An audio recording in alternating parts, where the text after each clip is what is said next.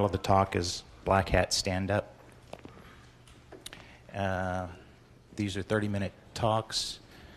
Don't worry, we've done 10 minutes. Great. Thanks. Thanks very much.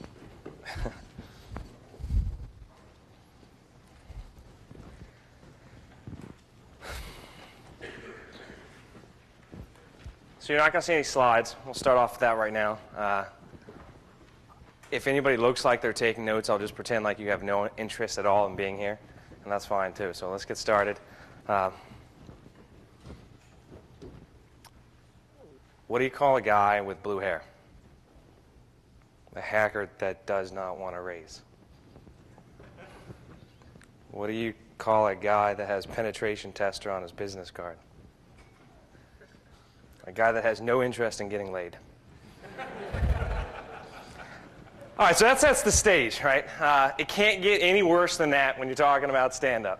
So, what are we here for right now? I'd like to thank everybody for giving up all of their interest in actually learning something this morning. Take a look around. You are filled with a room full of people that have no interest in learning anything technical at this conference, and you have just become and paid, what, $1,000, $1,300 to come here stand up. So this is quite an honor for me. Thank you. I love it. I'd also like to thank Mike Lynn yesterday, because no matter how bad this is, no one will remember it 2 months from now. It'll all be about that Cisco guy and that Cisco vulnerability in ISS. So, a shout out goes to him. Thank you for that. I'm James Foster. I'm a hacker. I don't know if I've always been a hacker. I don't know if I started being a hacker on day one because my parents were hackers. I don't know if I was born with being a hacker. But I do know I'm a hacker. And I think it was first told to me when I started dating after college. Let's be honest, when you're dating in high school, things can only go so bad. Everyone is a loser. All right, you've got your couple people that think you're the best person out there, still terrible people. You go to college, you're drinking, you don't really remember it. You get out of college, you're in the workforce. You go start going to bars, and you sit around and you're like, hey, I'm a hacker, how's it going? Doesn't work at all. I'm sitting there drinking a beer, some girl comes next to me. Let's be honest, I go sit next to her, and I offer to buy her a beer. She's like, hey, no problem. I buy her a beer, I'm feeling pretty good. I got my first real-time job. She looks at me, so what do you do?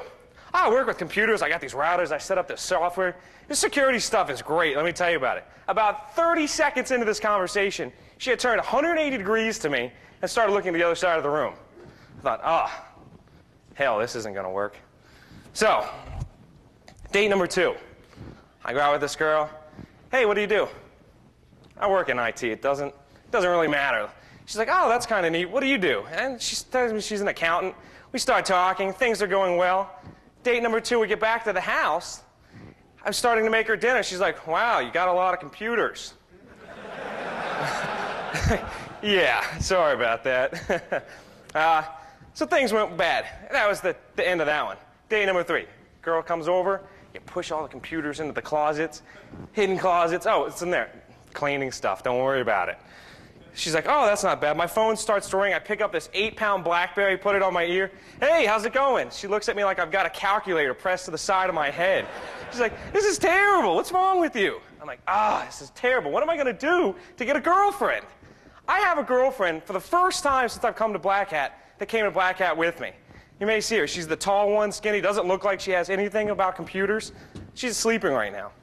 I said, hey, you going to come down and watch me talk? She's like, let me get this straight. Sleep? Go hang out with computer guys. I don't think so. That was an easy sell. So she's laying in bed right now.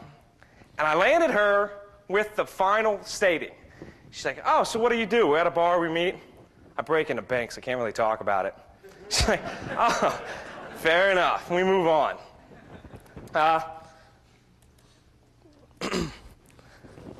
Close your eyes. Picture this. I'm poor. I decide I want to steal something. I need something great. I'm up in my suite at Caesar's Palace.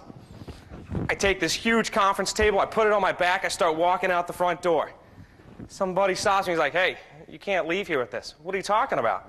He's like, that's Caesar's Palace's table. I'm like, all right. How bad of security do you have to be to let 40 million accounts get stolen? Do you have any idea how big of a file this is? That's like walking into a movie theater and walking out with the screen. No, don't worry about it. I paid $8. It's okay. All right? That's like walking into Caesar's Palace and leaving with the towel and the bed on your back in the bag. You're like, no, no, no, don't worry about it. I got it. I paid for my room. Like, oh my goodness. Terrible. I got a guy that calls me up. Hey, we need some help with some forensic work. All right, we can help you with that. Well, what seems to be the problem? Well, we don't know. We think we've got a virus. Oh, well, what's the science? Well, none of the computers work, and every time we turn them on, they just blue screen. Right. You probably just have a virus. That's the problem, right? Just a virus. So what have you bought? Well, we're up to compliance. We're not out of compliance with anything, but we still think we're getting hacked. I'm like, oh, compliance. Right. This guy has no idea what he's dealing with. I say, well, let me talk to you.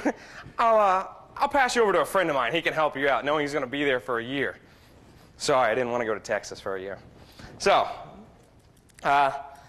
let's talk about carrying yourself. Who in here has gotten a raise in the past year?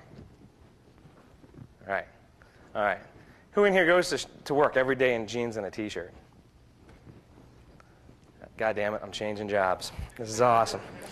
I asked for a raise at the age of 19 working in the security field. My boss looked at me, he's like, well, why do you think you need a raise? Oh, I found problems in Mike Spice's CGI, and there's like 8 CGIs I'm listing off. He's like, yeah, I don't think so. I don't even know what those are. I'm like, shit, how do I get through to this guy? I sit there, I think, I start reading management magazines. I walk back in. I need a raise, or I'm out of here.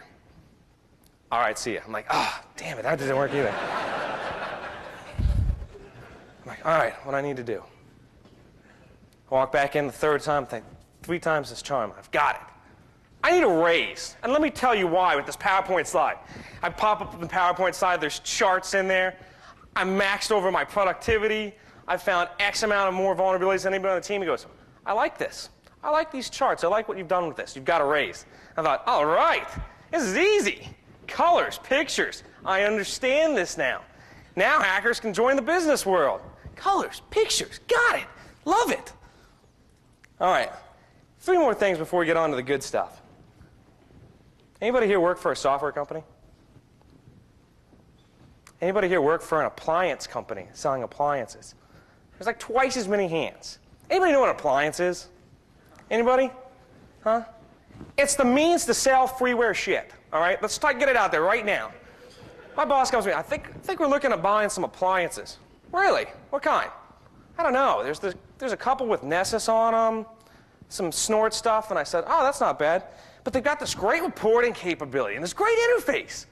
We need to buy some more appliances. Why? Well, they're easy to deploy. Agreed. I love it. I love it. I'm going into a new business starting tomorrow. I've talked with 10 other hackers here, and we're all going to start putting freeware stuff on Dell boxes. It's going to be fantastic. $25K list price. I'll give you my email address at the end of this. You can drop me a line. We'll split it 50-50. Companies are doing this left and right. I'm not going to go off into a tangent here, but I do want to get across that you have to ask the right questions when you're doing this. I've seen so many people that when they ask about appliances and they ask, oh, so what are you running? We've got a proprietary underlying firmware that we've written.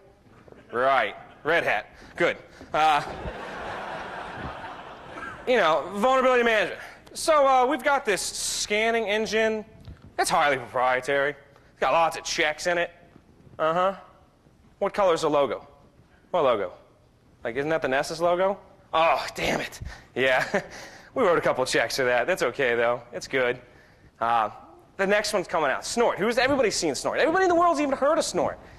I love SourceFire. These guys have got the best thing out there. They say, hey, you know what we're going to do? We're going to get the Snort engine. We're going to get everybody that comes to Snort, and we're going to start selling them a better Snort. This is priceless. There's at least 10 companies that I've tracked for the magazine to say, hey, these companies are trying to do the same thing as SourceFire, and they're never going to get it. You got to be the innovator. You got to be there first. SourceFire comes in and goes, hey, I've got it. They understood what it takes to get a raise, right? Who's seen RNA? Anybody? Whether you like it or not, it's the best thing out there. There's not a product that competes with it. I love it. What they've done is they've walked around and say, hey, you need pretty pictures. You need pretty pictures. And we're going to give it to you in real time. And it's going to be this information, you know, catastrophic information glare, and you're going to look at it and it's going to be lines going everywhere and dots going everywhere. You go, wow, this is awesome, I need it. And you say, what is it good for? Well, it's still Snort, but it's got wonderful stuff on top of it. I love it. If you're looking to change businesses, there it is. Vinny Lou and I are speaking at 1:30 on forensics today, and multiple weaknesses that we found in, Encase and Microsoft, Computer Associates, you name it. We've got weaknesses in every forensics tool that's out there. Last night we were at the bar. A gentleman from Guidance was like, hey, it looks like pretty good stuff. We'd like to invite you to our Guidance conference down in New Orleans. Vinny and I looked at each other. We're like, right, let me get this straight. You're going to do a replay of Goodfellas. We're going to get into a quiet back room and you're going to beat us with a chair. It has nothing to do with them. They actually make the world's greatest product in terms of forensics. There's just weaknesses we found on Windows. And it's nothing against these guys. And I think what most people don't understand is if you're a security software vendor, you're expected to have vulnerabilities. You're expected to get people angry. And you're going to get angry if people find your stuff. You just have to incentivize people to not release it at Black Hat. And then you'll be fine. Anybody seen what's going on in the industry here? Anybody seen what's going on in the industry in terms of patents? Seen all these patent rulings? Anybody here go to law school? I went to law school for 2 years. Then I dropped out figuring that, okay, now I learned how to read long books. True story. I stayed in law school for 2 years. I did all the homework. I did all the assignments. And after 2 years, I really honestly felt that, hey, I don't want to do this for a living. And B, I now know how lawyers work. They search databases. They get back information. They cut and paste it. They change it a little bit. And now it's their legal text. It's terrible. There's laws out right now, and there's patents being filed for things like the Web Application Assessment Methodology. Anybody heard about this one? Yeah? All right, there's a hand. You know what I'm talking about. This company, I'm not going to say their name, in the security industry has started suing all the web application assessment companies. True story. Because they infringed on the patent of we have a methodology for assessing web applications. So let me get this straight. If I assess a web application, I'm infringing on your patent. Right. So I went out actually 2 weeks ago and filed about 100 different patents. From everything from certain Google searches, thanks to Johnny Long. I've got about 100 Google searches now that I've taken straight from his database and said they're mine. So if anybody starts doing them, I'm going to sue them. And because of all the caching techniques, we'll figure out where they are. We'll sue them. I've got new things. Any new technology hits the market, I wrap a methodology around assessing it. I'm going to sue everybody. 10 years from now, I will own this security community. You'll have to buy my licenses. This company has sent out 12 notices that I'm aware of so far, asking people to give them 3% of their revenue for infringing on their web application assessment methodology. 3% of their revenue. This is insane. So I won't mention that it's Watchfire doing this stuff. A couple other companies out there. Did you know if you can write exploits or find vulnerabilities, you can make money? Anybody heard of VCP? Vulnerability Contributor Program? There's a couple hands. Hey, good job. You're a lot older than I thought you'd be for finding that stuff.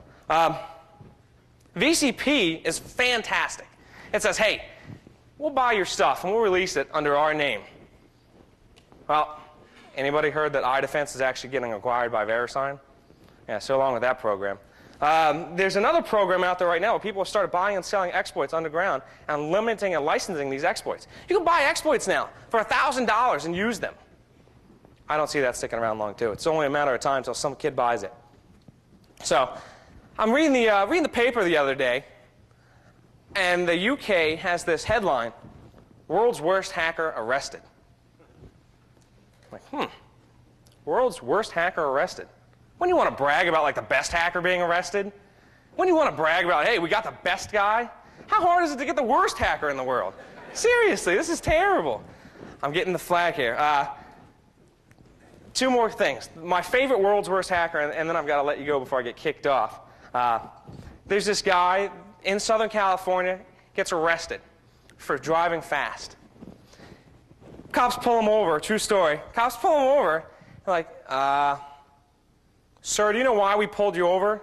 The guy's got his pants down to his ankles, he's hacked into a wireless network, and he's got pornography going across his laptop. The guy looks at him, I don't really know. The guy's like, you were speeding.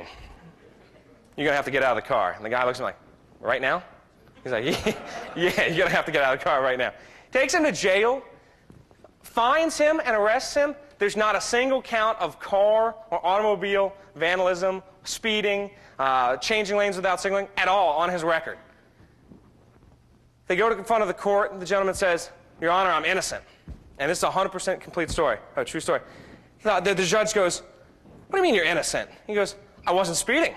He goes, but you were hacking into a wireless network while you were driving, downloading stuff you shouldn't have been downloading. Oh, yeah, I thought you were talking about the speeding. So, anyways, it's been fun. Have a great day.